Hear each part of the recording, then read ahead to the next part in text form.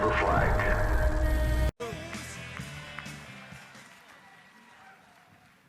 Well, thank you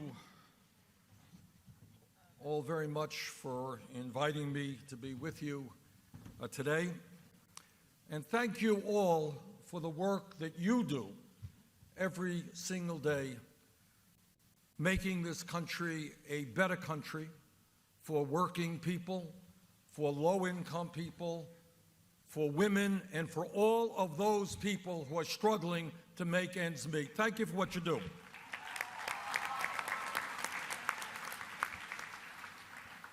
And let me thank our friends from Minnesota for hosting this event and for giving us some of the great political leaders of the last century, including our great friend, Paul Wellstone.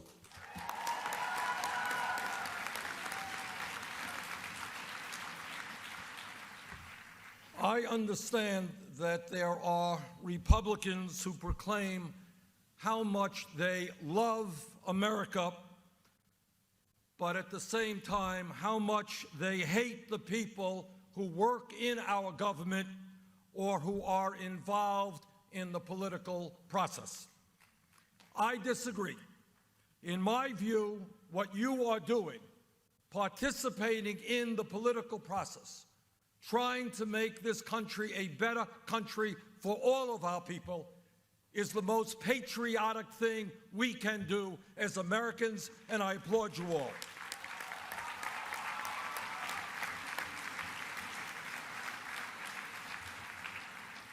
When I announced my candidacy for president less than 4 months ago, I think it is fair to say that few took that candidacy seriously.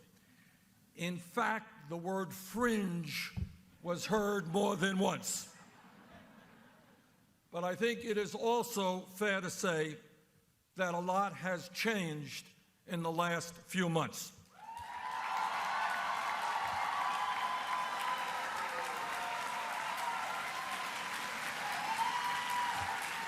All across this country, we have drawn some of the largest crowds of this campaign, including many young people and working people who have not previously been involved in the political process.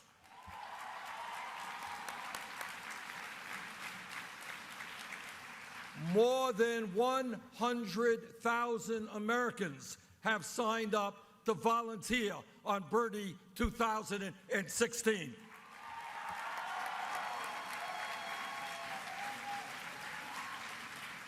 We have received more individual campaign contributions than any other presidential campaign.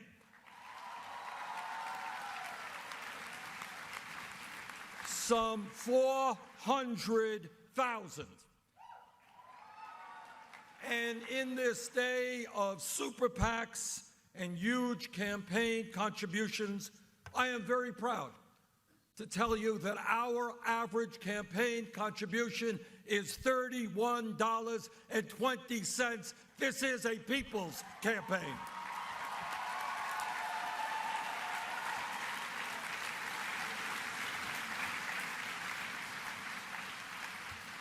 Most importantly, I believe that few would deny that the issues that we are running on are generating an enormous amount of enthusiasm, and that our grassroots campaign, which is calling for a political revolution, is striking a chord all over America.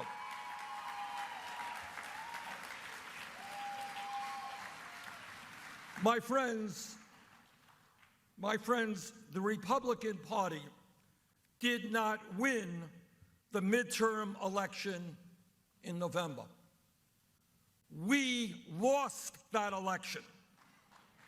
They didn't win, we lost, because voter turnout was abysmally, embarrassingly low, and millions of working people, young people, and people of color gave up on politics as usual, and they stayed home. That's the fact. And let me be as clear as I can be.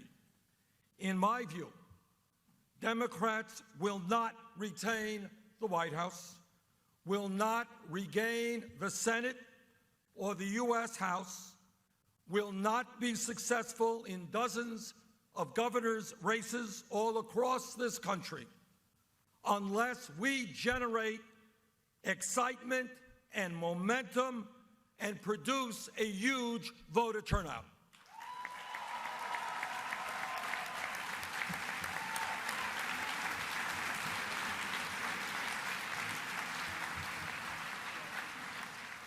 With all due respect, and I do not mean to insult anyone here, that turnout, that enthusiasm will not happen with politics as usual.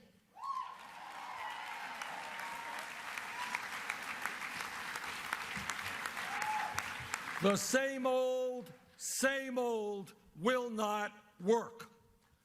The people of our country understand that given the collapse of the American middle class and given the grotesque level of income and wealth inequality we are experiencing, we do not need more establishment politics or establishment economics.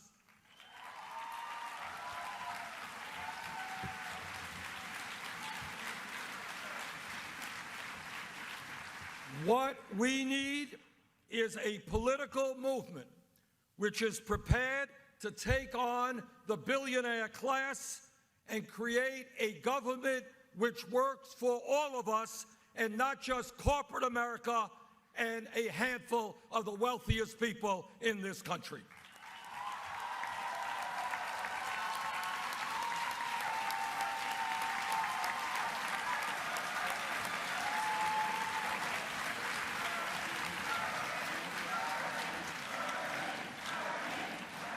In other words, we need a movement which takes on the economic and political establishment, not one which is part of that establishment.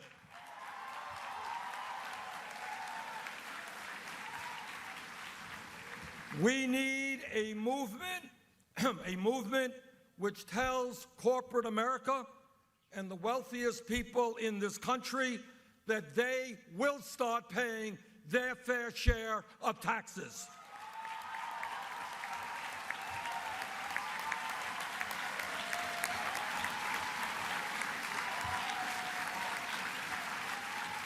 That we will end the obscenity of living in a country where the top 0.1% owns almost as much wealth as the bottom 90%. That is not the kind of economy we want.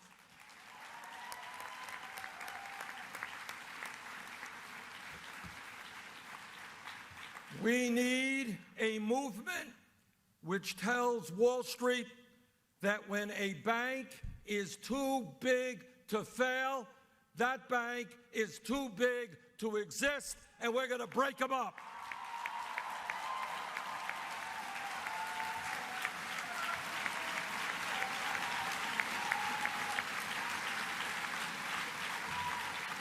We need a financial system that works with small and medium-sized businesses, not an island unto itself, only concerned about the profits of the few.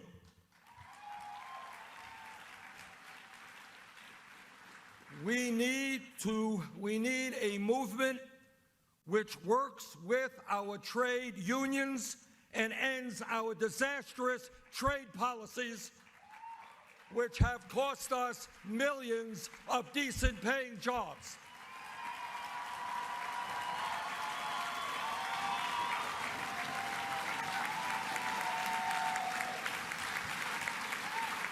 And that includes defeating the TPP.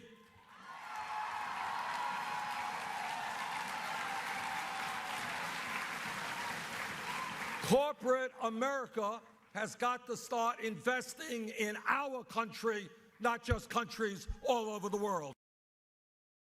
They're custom-made trains. You can't get any better than that.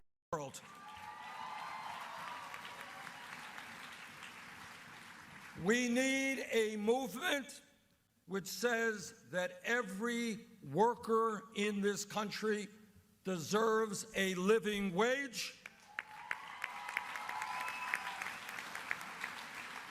that understands that the current minimum wage of $7.25 an hour is a starvation wage, and that we are going to raise that minimum wage over the period of a few years to $15 an hour.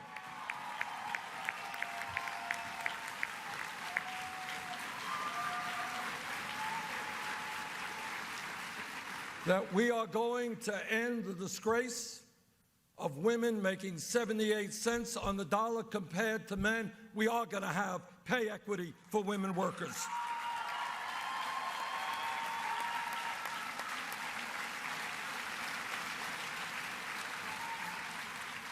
And we are going to end the international embarrassment of being the only major country on earth that does not provide at least 12 weeks of paid family and medical leave.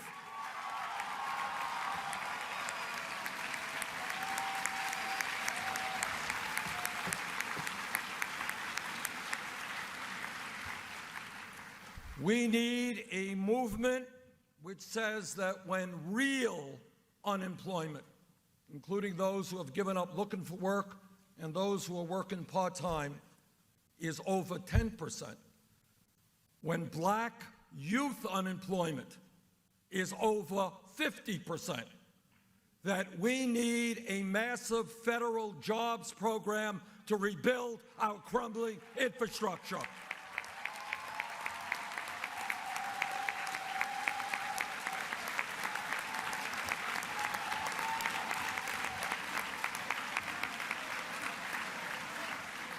Our roads, our bridges, our water systems, our wastewater plants, our airports, our rail are falling further and further behind other countries. We can create millions of jobs rebuilding our infrastructure, and I intend to do that.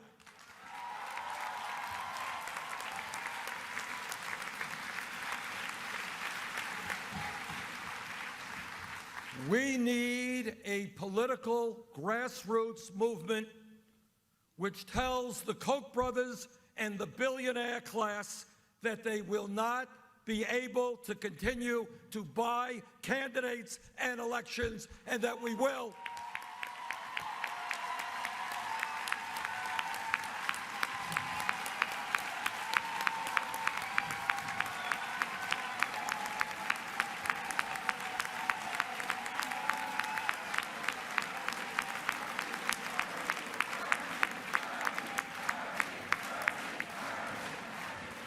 I have not made many campaign promises so far. But let me repeat one to you that I have made, and that is that no nominee of mine to the U.S. Supreme Court will have his or her name go to the Senate unless that candidate is loud and clear in saying that one of the first orders of business for that candidate will be to rehear and overturn Citizens United.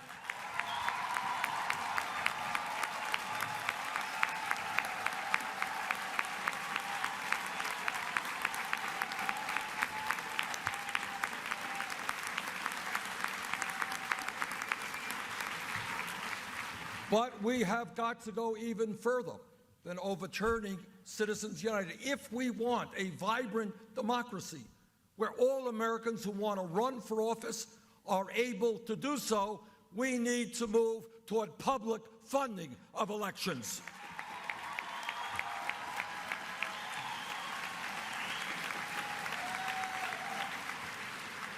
And by the way, together we are going to end this cowardly voter suppression that Republican governors are imposing on people all across America.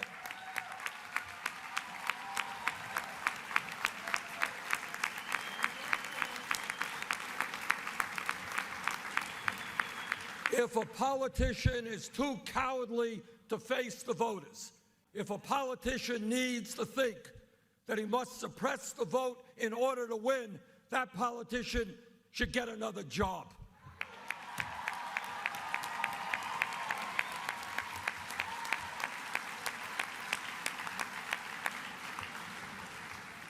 We need a movement that understands that climate change is real, it is caused by human activity, and that we are going to lead the world in transforming our energy system away from fossil fuel to energy efficiency and sustainable energy.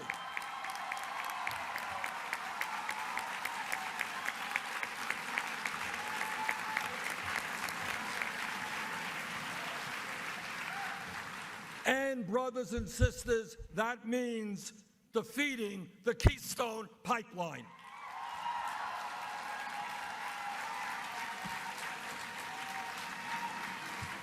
We need a movement that says, in a highly competitive global economy, that all of our people who have the ability and the qualifications will be able to get a college education regardless of the income of their families.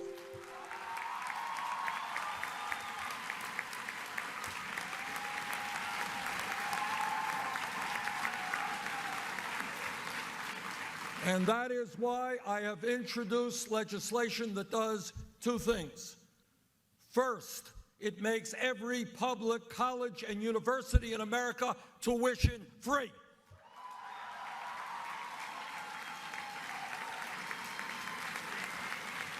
Secondly, it substantially lowers interest rates on student debt.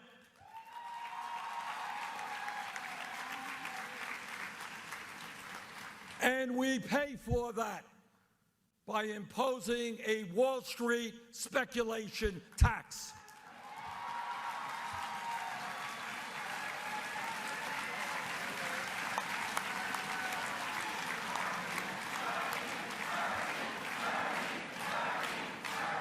When Wall Street collapsed because of their greed and illegal behavior, the American people bailed them out.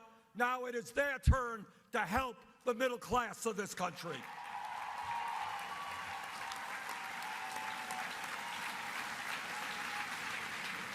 We need a political movement which once and for all will end institutional racism in our country and reform a very, very broken criminal justice system.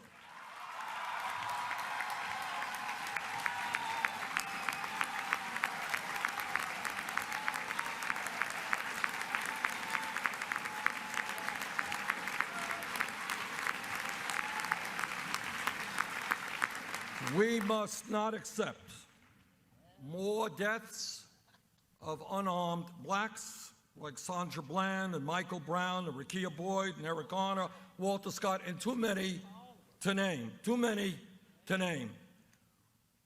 We must not continue being the country in the world with more people in jail than any other.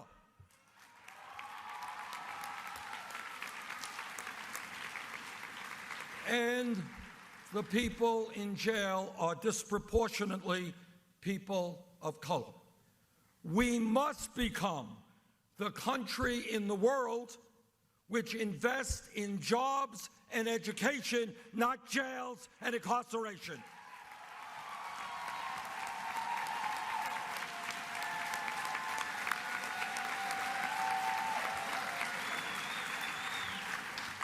And when we talk about bringing our country together, we cannot forget that there are now 11 million people here who are undocumented. We must provide legal protections for them. We must pass comprehensive immigration reform, and we must provide a path toward citizenship.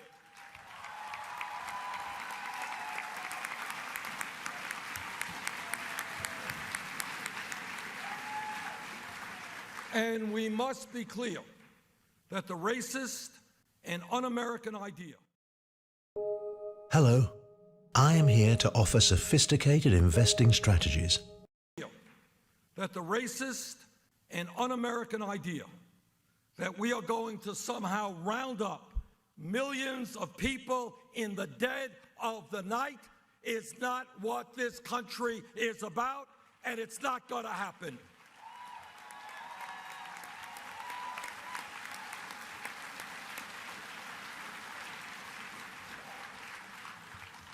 You are looking at a former congressman who did not believe George W. Bush, Dick Cheney, and Don Rumsfeld, and who voted against the war in Iraq.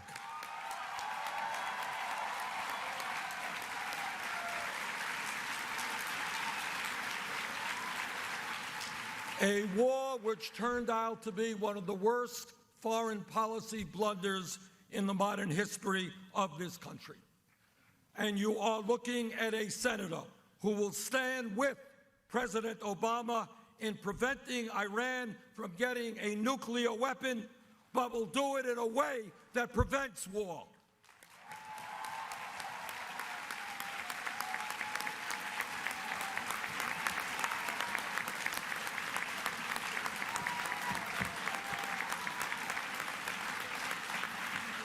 Let me conclude by saying this. One of the demands of my campaign is that we as a people think big, not small, not accept this right-wing ideology and world view. Not a question of cutting education by 2% or 4% or throwing people off of health care. We can, if we do not allow them to divide us up by race or gender, or whether we're gay, or whether we're straight, or whether we're born in America or born someplace else. If we stand together, there is nothing that we cannot accomplish.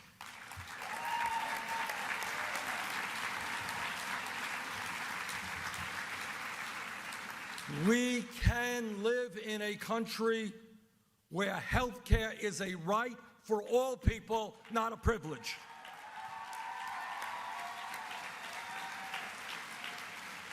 We can live in a country where when mom and dad go to work, they know their kids have the best quality child care in the world. We can live in a country where seniors retire in dignity and security and not be forced to choose between their medicine and their food. And that is why I am helping to lead the effort in the Senate, not only to oppose the privatization of Social Security or cuts in Social Security, but to expand Social Security benefits.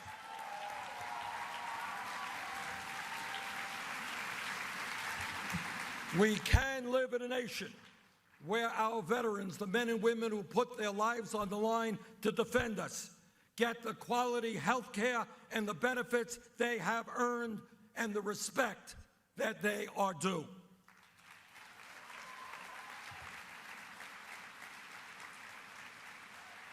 Brothers and sisters, we can live in a nation where everyone, no matter their race, their religion, their disability, or their sexual orientation, realizes the full promise of equality that is our birthright as Americans.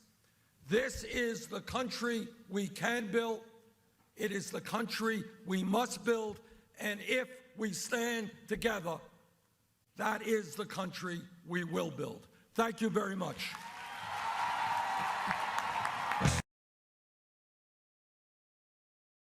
We go live now back to the fair where Bernie Sanders is on the Des Moines Register soapbox.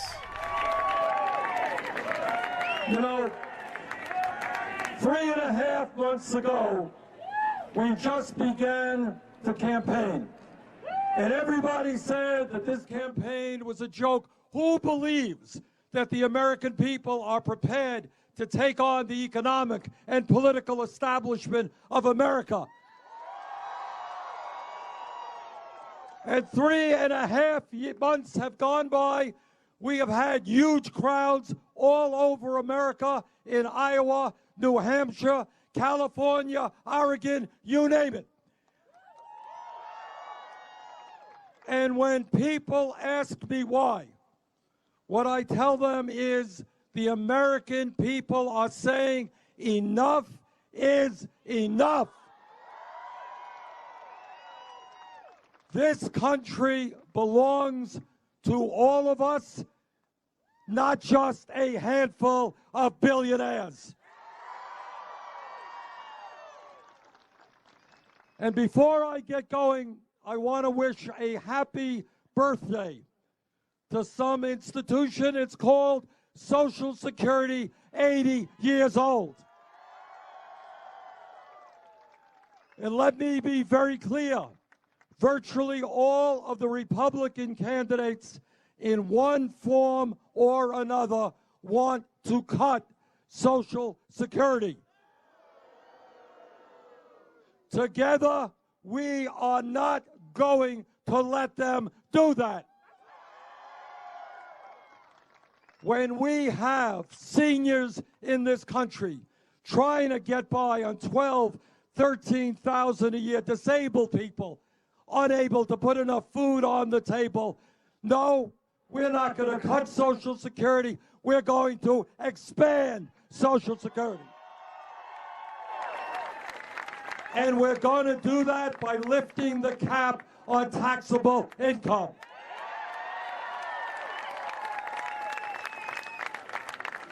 In America today, what we are seeing is the disappearance of the great middle class. We are seeing millions of our brothers and sisters in Iowa, Vermont, all over this country, working longer hours for lower wages. People are working 2, 3 jobs in order to put food on the table. Meanwhile, almost all of the new income, all of the new wealth is going to the top 1%. That is going to change. We need an economy that works for working people, not a handful of billionaires. And let me tell you something about this campaign finance system that we have today. It is a corrupt system. Citizens United will go down in history as one of the worst decisions ever made by a Supreme Court. And let me repeat a promise that I have made to other crowds, and that is, no nominee of mine to the Supreme Court will get that position unless he or she pledges to make certain that Citizens United is overturned.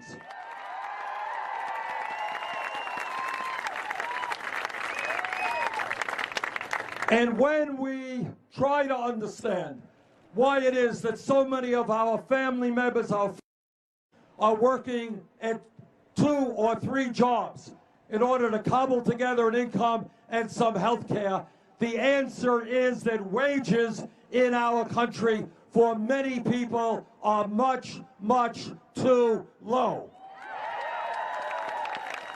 And that is why we have got to recognize that a $7.25 minimum wage is a starvation wage.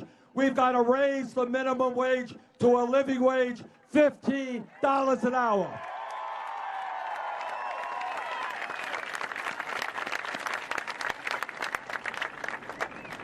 What we understand also is that when we live in a competitive global economy, we need the best educated workforce possible. It makes no sense to me that we have hundreds of thousands of bright, qualified young people who want to get a higher education are unable to do so because their family lacks the income. That's wrong. And that is why I have introduced legislation and will fight for, as President of the United States, to make sure that every public college and university in America is tuition free.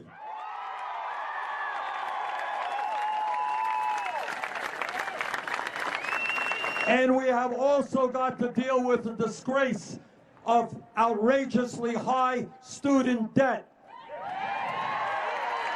There are millions of Americans, young and not so young, who are paying 7, 8, 10% on their student debt, 20, 25% of their limited income.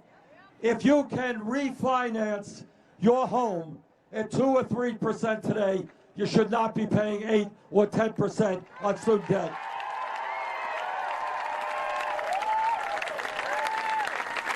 And the government should also not be profiteering on student debt held by working class families.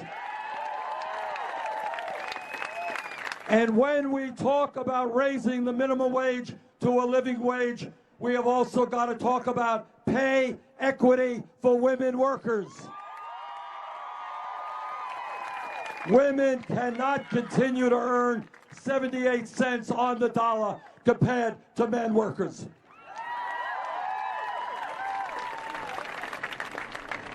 Many of my Republican colleagues talk about family values. Their values are that a woman should not have the right to control her own body. I disagree.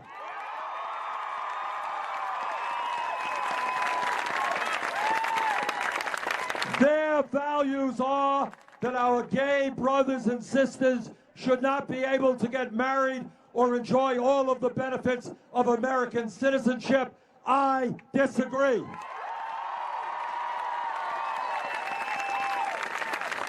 But my family values, and I've been married 27 years, got 4 kids, 7 grandchildren, my family values are that the United States has got to end the international embarrassment of being the only major country on earth that doesn't guarantee paid family and medical leave.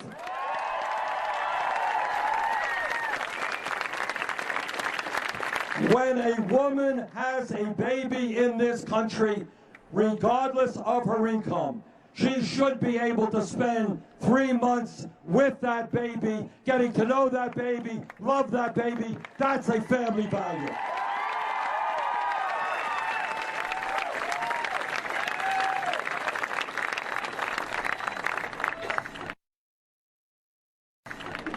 And when we talk about American values, when we talk about where we want to go as a country, I want to end the absurdity of the United States being the only major country on earth that does not guarantee health care to all people as a right. And that is why I strongly support a Medicare for all single-payer program.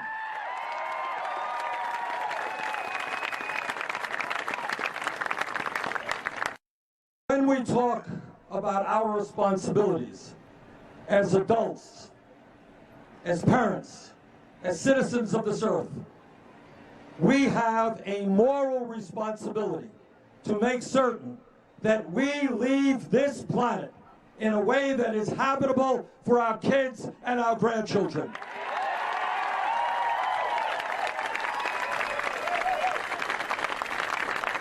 The debate is over. Climate change is real. Climate change is caused by human activity. Climate change is already causing devastating problems in our country and around the world. What the United States must do, and I will do as president, is lead the world working with other countries to transform our energy system.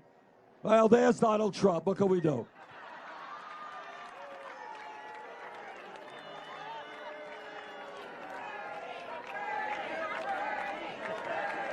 You know, I apologize. We left the helicopter at home. It's in the garage, forgot to bring it. But our job is to make sure that we join the rest of the world, major countries around the world, in guaranteeing health care to every man, woman, and child as a right of citizenship. It makes no sense to me that despite the gains of the Affordable Care Act, we continue to have 35 million people uninsured, and many of you are underinsured, right? High deductibles, high copayments. And yet, after all of that, we end up spending almost twice as much per capita on health care as do the people of any other country. That's wrong. That has got to change. And let me close on one issue that I know a lot of people are thinking about. The truth is that in America, we have made real progress in terms of fighting racism over the years. And I want to thank the people of Iowa for their courage in voting for Obama in 2008.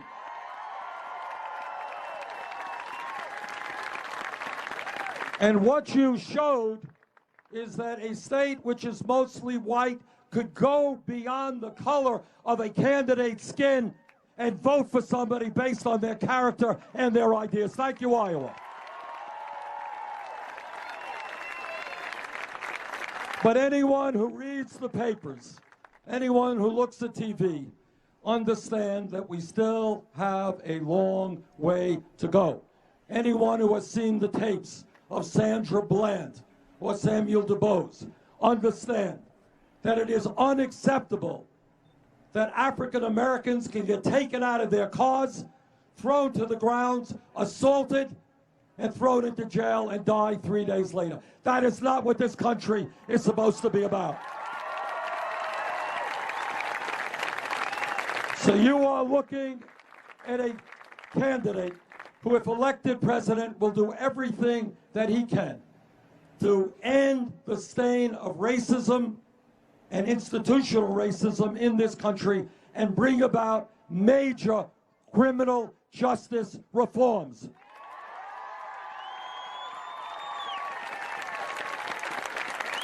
I was a mayor for 8 years, and I work with our police department, and the truth is, most cops are good, very difficult job. They do the right thing. And it's a very hard job.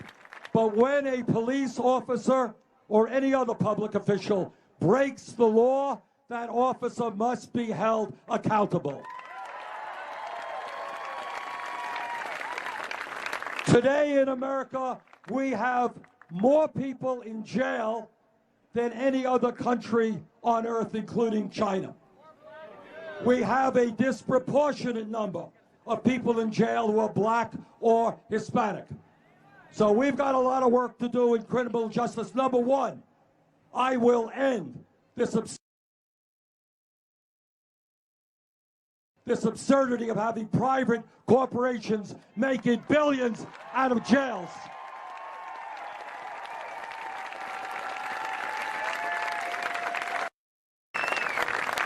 We are going to end this minimum sentencing by which too many people have criminal records. And when people go to jail, I want to make sure that there is a pathway for them out of jail. If people leave jail without money, without jobs, without education, without housing, without mental health issues being dealt with, the likelihood is they're going to end up back in jail, and that is pretty crazy. So what I want to see is I want to see us invest heavily in jobs and education, not jail and incarceration.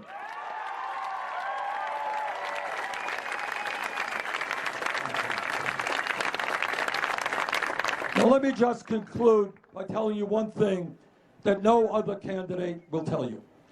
And that is, I need your help, obviously, to win here in Iowa, and I appreciate the support of so many people. But, if we are going to transform America, if we are going to have a government that represents working families and not large campaign donors, we need a political revolution in this country.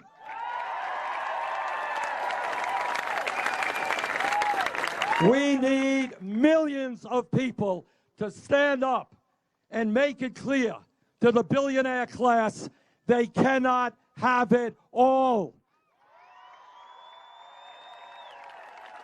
They are going to start paying their fair share of taxes. They are not going to continue to ship out jobs to China and elsewhere. But to make all of that happen, we need a strong grassroots political movement from Vermont to California and significantly here in Iowa. So I welcome and urge all of you to join me in helping to make a political revolution which transforms America, which creates a government that works for all of us and not just a handful. Thank you all very much.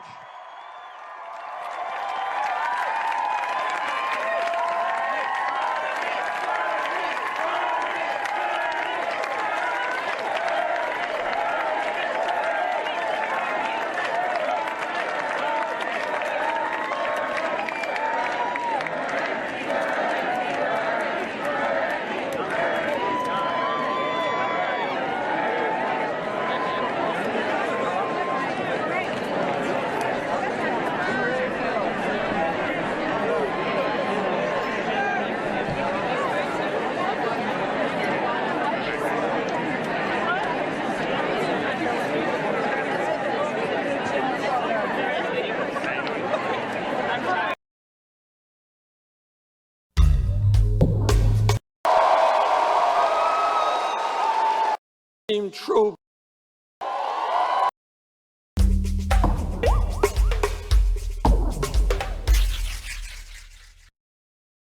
Brothers and sisters, what a turnout. Thank you so much for being here.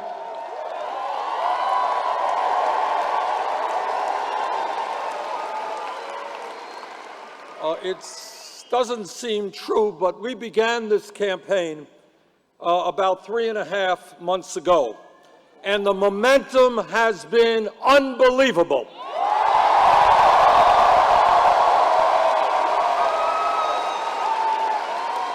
We have had huge turnouts in Burlington, Vermont, in Denver, in Minneapolis, in Madison, in Phoenix, in Portland, Maine, in New Orleans.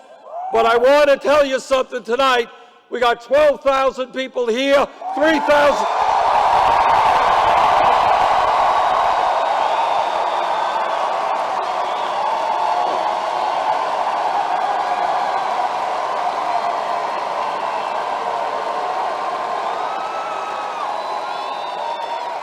And a few minutes ago, I just said hello to 3,000 people outside. So thank you.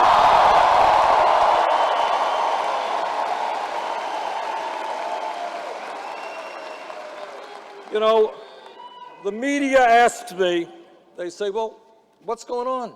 Why do so many people come out? Why do you have more individual campaign contributors than any other campaign?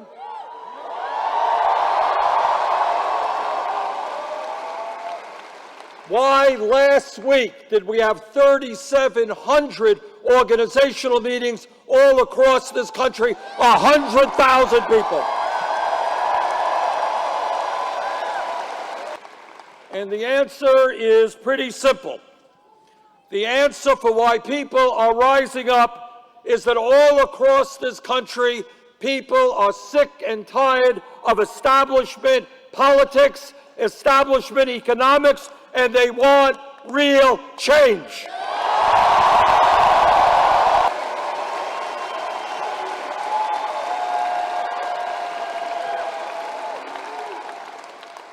People of America understand that corporate greed is destroying our country, that American politics is now dominated by big money interests, and that much of the mainstream media is prepared to talk about everything except that is what is most important.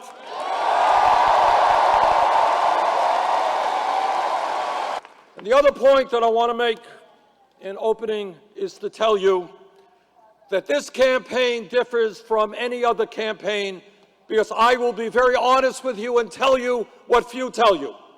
And that is, no president can do it alone. No one person in the White House can take on Wall Street, corporate America.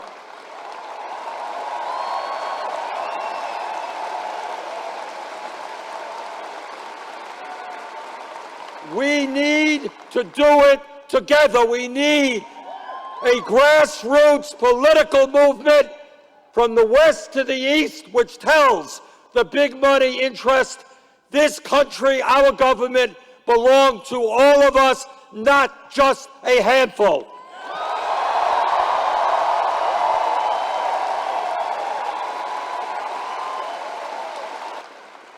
Let me just say a brief word now, because you've heard a lot from the people who came before me about institutional racism and criminal justice reform. Let me be very brief and say this. As somebody who has one of the strongest lifetime civil rights records in the United States Congress, no president will fight harder to end the stain of racism in this country and reform our criminal justice system, period.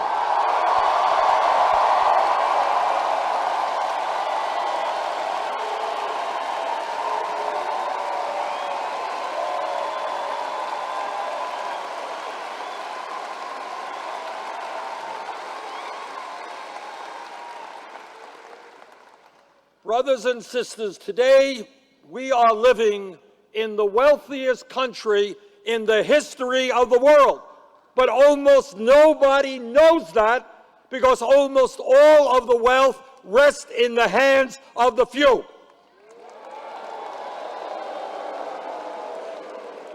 The United States now has more income and wealth inequality than any major country on earth, and it is worse today than at any time since 1928. The issue of wealth and income inequality is the great moral issue of our time. It is the great political issue of our time. It is the great economic issue of our time. And together we will address it.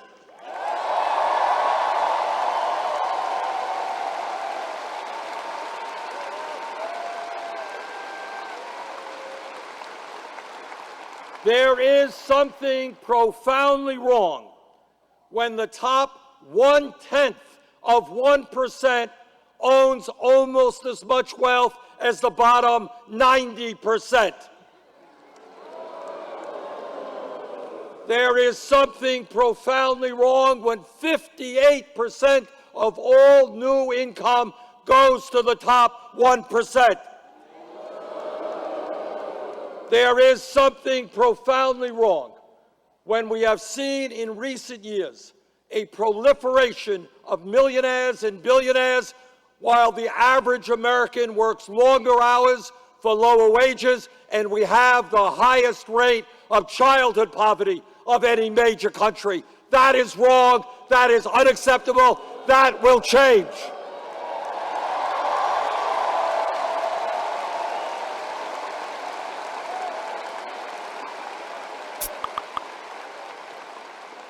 We need an economy that works for working families and the middle class, not just a handful of billionaires.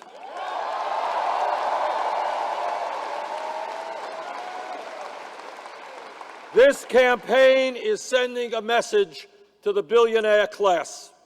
And that message is simple and straightforward. You cannot have it all.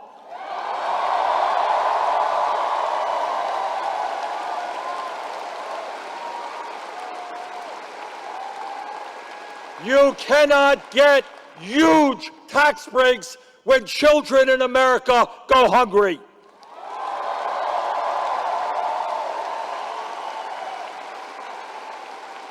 You cannot continue to send our jobs abroad when millions of Americans are in desperate need of work right here.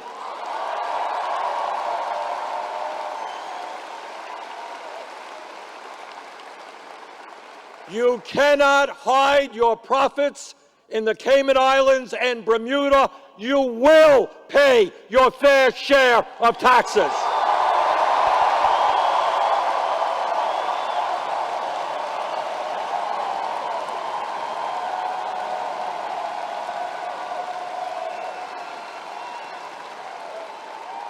The billionaire class cannot take advantage of all of the benefits of America if they do not accept their responsibilities as Americans.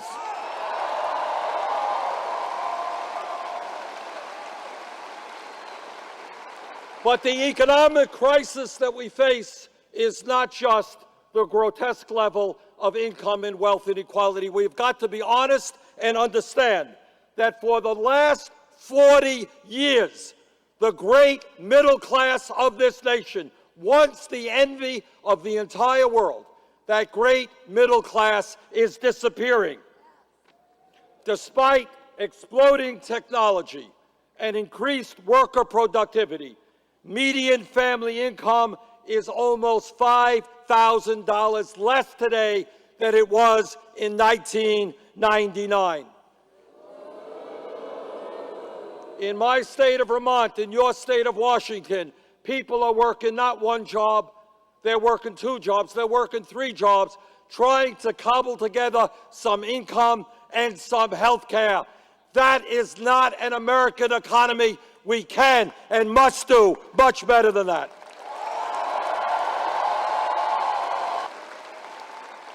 And when we talk about the economy and what's happening to working families, it is important for you to understand that real unemployment is not the 5.3% which the newspapers report. That's official unemployment.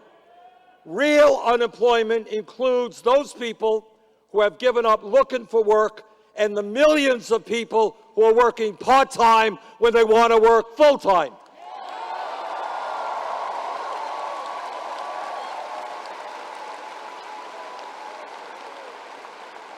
When you add that together, real unemployment in America is almost 10.5%. And here is something else that almost nobody discusses, but it is a huge, huge issue. You know, one of the fun things about running for president is you can raise issues that other people choose not to talk about.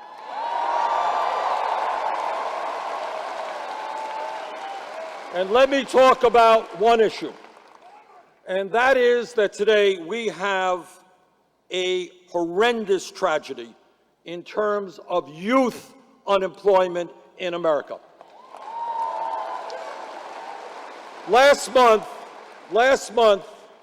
I asked the Economic Policy Institute to do a study for us, and what they found is that for kids who graduated high school between the age of 17 and 20, if they were white, real unemployment and underemployment was 33%. If they were Hispanic, real unemployment was 36%.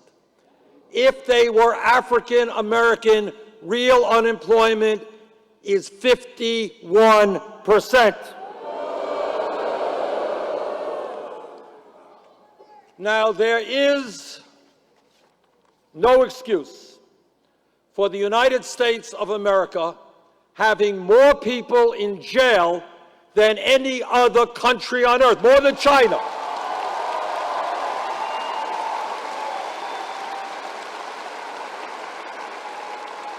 This is a failure of our criminal justice system, a failure of our educational system, and a failure of our economy. But I will tell you this. It makes more sense to me to be investing in jobs and education for our kids than in jails and incarceration.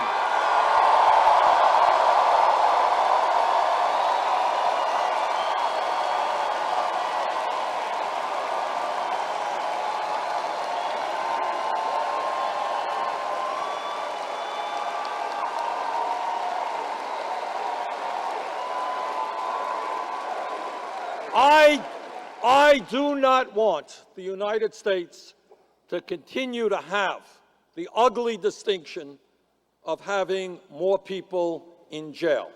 I want the United States to have the proud distinction of having the best educated population on earth.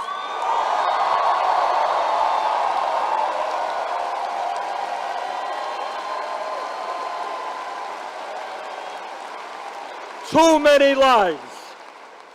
many lives have been destroyed by the so-called war on drugs.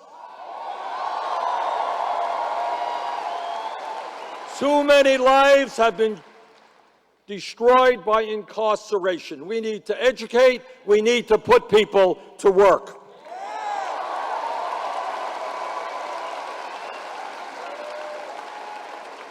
And when we talk about the economy, it is also important to put on the table that tens of millions of our people are working today at totally inadequate low wages.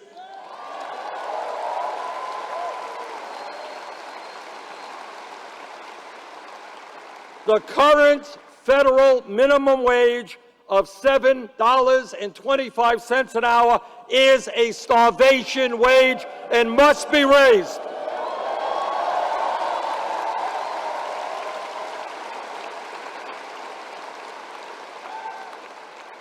Let me congratulate the people of Seattle, your city council, and all those who stood up and said that we need a living wage for workers, $15 an hour.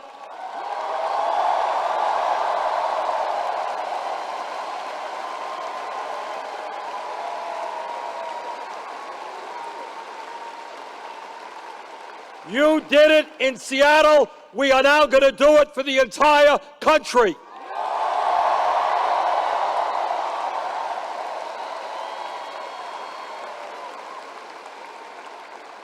The simple truth is, not a radical idea, is that no person who works 40 hours a week should be living in poverty.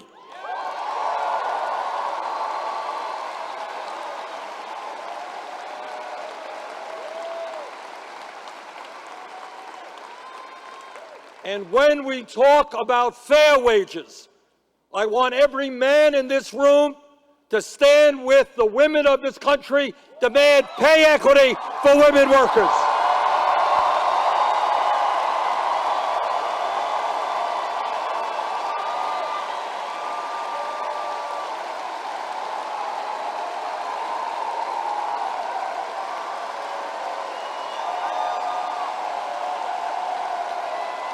All right, guys, you're going to stand with the women, right? All right. Further, you know, many Republicans talk about family values. You've heard them talking about family values? You just heard them the other night in their debate. They just love families. Well, I've got 4 kids. I've got 7 beautiful grandchildren. My wife and I have been married for 27 years. We believe in family.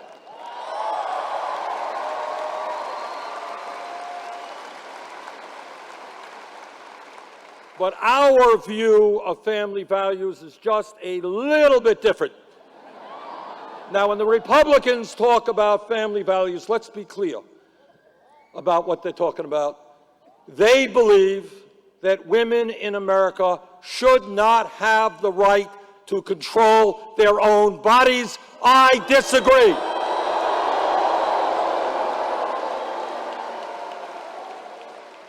They believe that women in America should not have the right to buy the contraceptives they need. I disagree. They believe that our gay brothers and sisters should not have the right to get married and enjoy all of the benefits of being Americans. I disagree.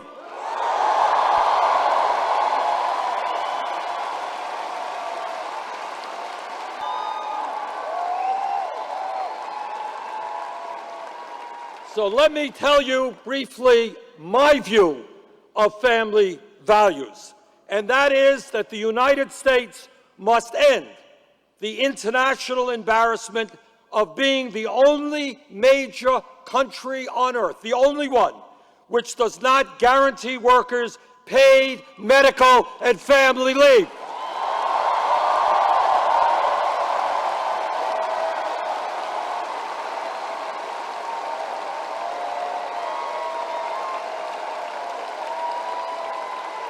Now, let me tell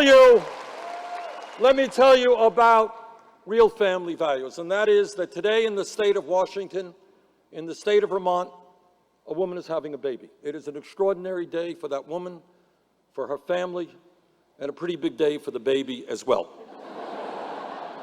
But here's the point. Here is the point. If that woman, if that family has sufficient income, that mom and the dad will be able to stay home for weeks and months, getting to know and love their baby, getting to bond with their baby. Something, for those of you who have kids know, is the most extraordinary moments of our lives.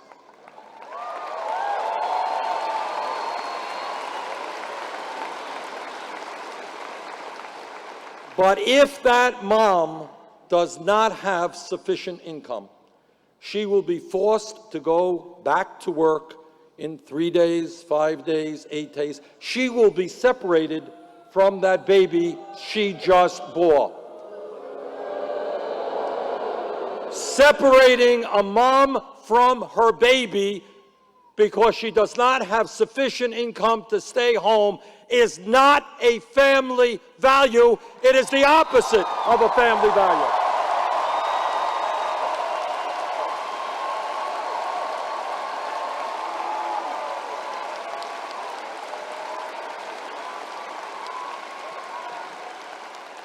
That is why I will fight for 12 weeks of paid family leave.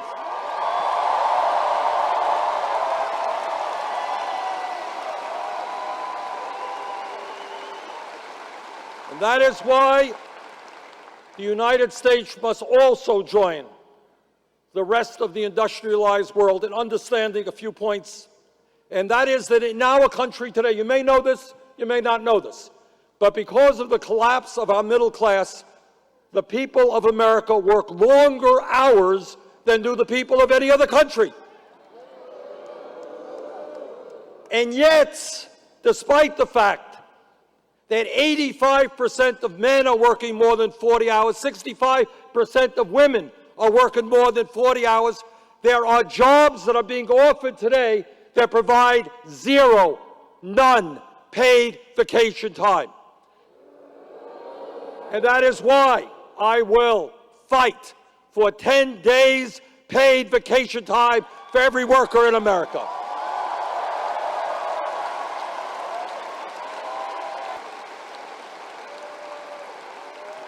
And furthermore, we should not be the only major country on earth not guaranteeing sick time for our working people.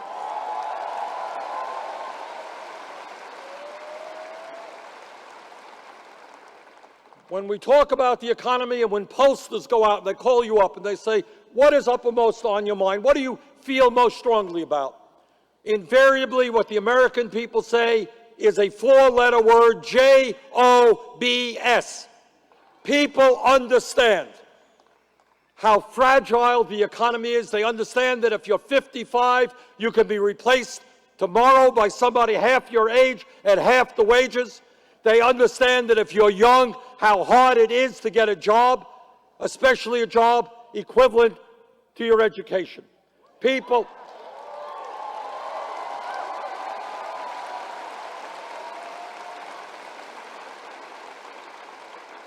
So the truth is, the federal government needs to develop a massive federal jobs program to put our people back to work.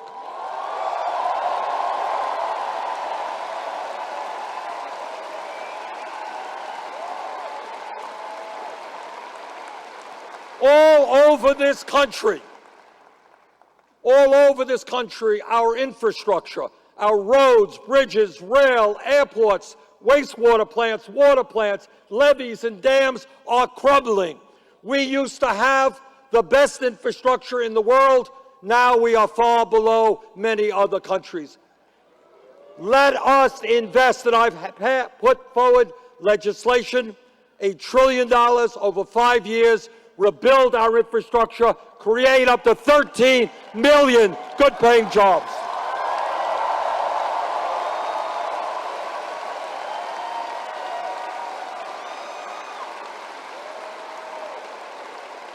Think of an America where people are building and repairing our rail system, our airports, our levees, our dams, improving our bridges, improving our roads. We can make America safer, more efficient, more productive. Let's do it.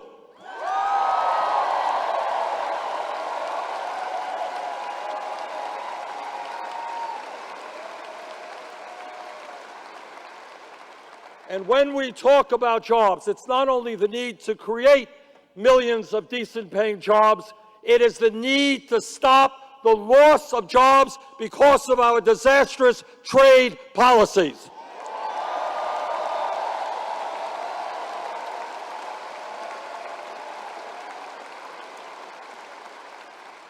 You are looking at a senator and a former congressman who voted against NAFTA, against CAFTA, against permanent normal trade relations with China.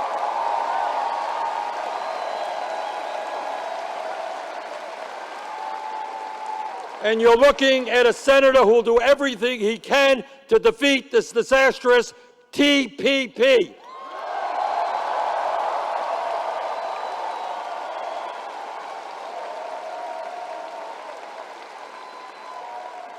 We need an approach to trade which works for working families, not just the CEOs of large corporations.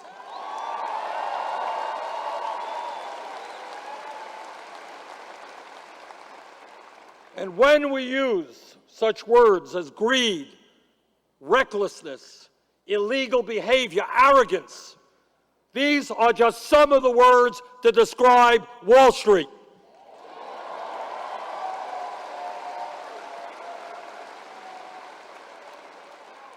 We bailed out Wall Street because they destroyed the American economy and because they were, quote unquote, too big to fail.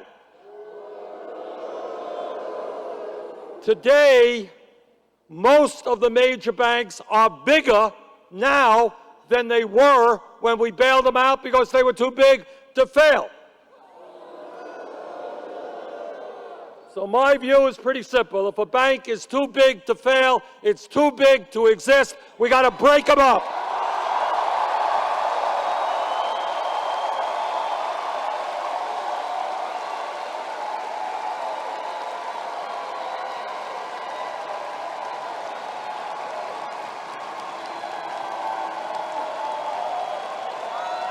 Right? We need a financial system that is part of the economy, that makes affordable loans to small and medium-sized businesses, that helps us create jobs, helps people buy homes, not charge us outrageous interest rates on our credit cards, not be an island unto itself whose only goal is to make outlandish profits. Let's break them up.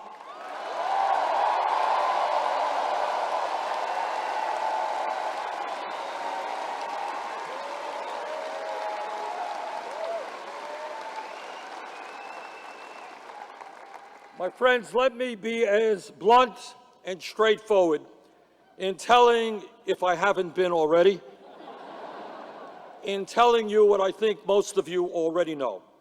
And that is as a result of the disastrous Supreme Court decision in the Citizens United case.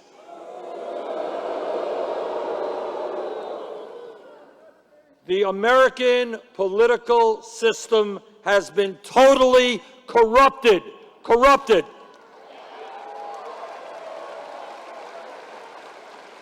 And make no mistake about it, the foundations of American democracy are being undermined. What the Supreme Court said to the wealthiest people in this country, it said, all right, guys, you already own much of the economy. Now we're going to let you buy the United States government, and that is exactly what they are trying to do. We have a situation where one family, the extreme right-wing Koch family, a family that believes in ending Social Security, Medicare, Medicaid, the Environmental Protection Agency, the U.S. Postal Service. That's their agenda. That one family will spend almost $1 billion on this campaign to elect candidates who represent the rich and the powerful. When one family can spend and is spending more money than either the Democratic Party or the Republican Party, brothers and sisters, that is not called democracy. That is called oligarchy.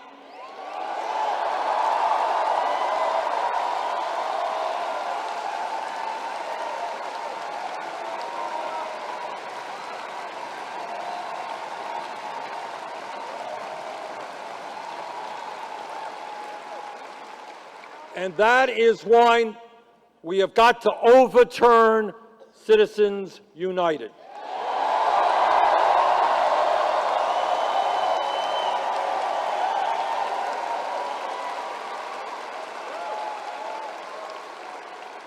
I have not made many promises during this campaign, but let me repeat one promise that I have made. And that is any nominee of mine to the U.S. Supreme Court will, in fact, have to pass a litmus test. And that litmus test is that he or she will vote as soon as possible to overturn Citizens United.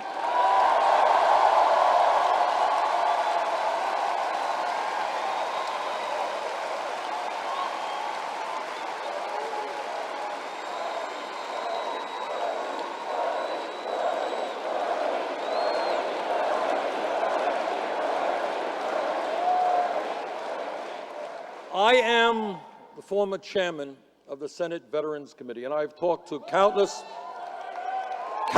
veterans who have put their lives on the line to defend this country and to defend democracy. And we cannot allow the billionaire class to destroy American democracy. We've got to stand up and make it crystal clear that not only will we overturn Citizens United, we're going to move toward public funding of elections.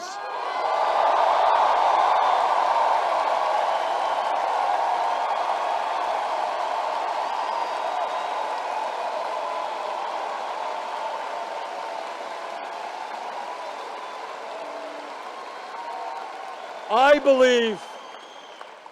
believe in my heart of hearts, I am a huge believer in democracy. I love democracy. I love the idea that everybody can participate in the political process. I love the idea that we can and should have serious debates and respect people's differences of opinion. I love the idea that anybody can run for office. But unless we move to public funding of elections, young people will continue to have to beg campaign funds from the rich and the powerful. That I want to see end.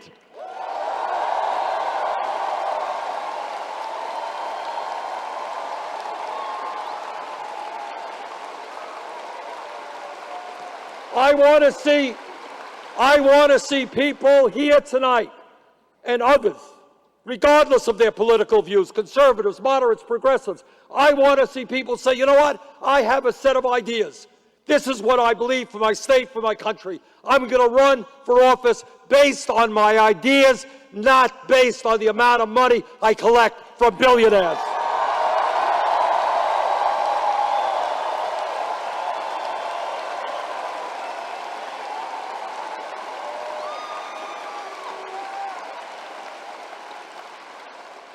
The other day, a few days ago in D.C., I was at a meeting, at a function, at an event with Martin Luther King III and the Southern Christian Leadership Conference, a major civil rights group. And they were there to honor and acknowledge the 50th anniversary of the Voting Rights Act in this country, a huge step forward.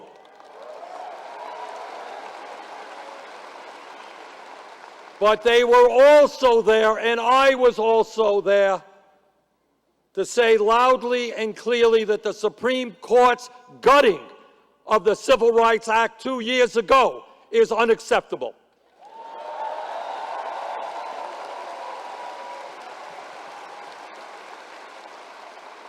If you can believe it, and how sad this is, literally hours after the Supreme Court ruled, you had states going to work, trying to pass legislation, making it harder for people of color, poor people, and older people to vote.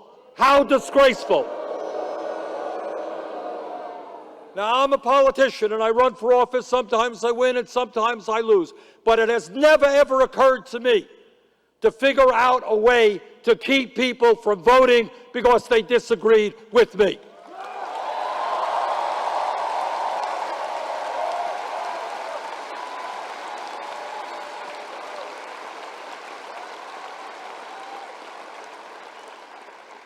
And let me say as clearly as I can, those people who are trying to keep their fellow Americans from voting, coming up with these phony voter fraud concerns, those people are political cowards who don't have the guts to defend their ideas.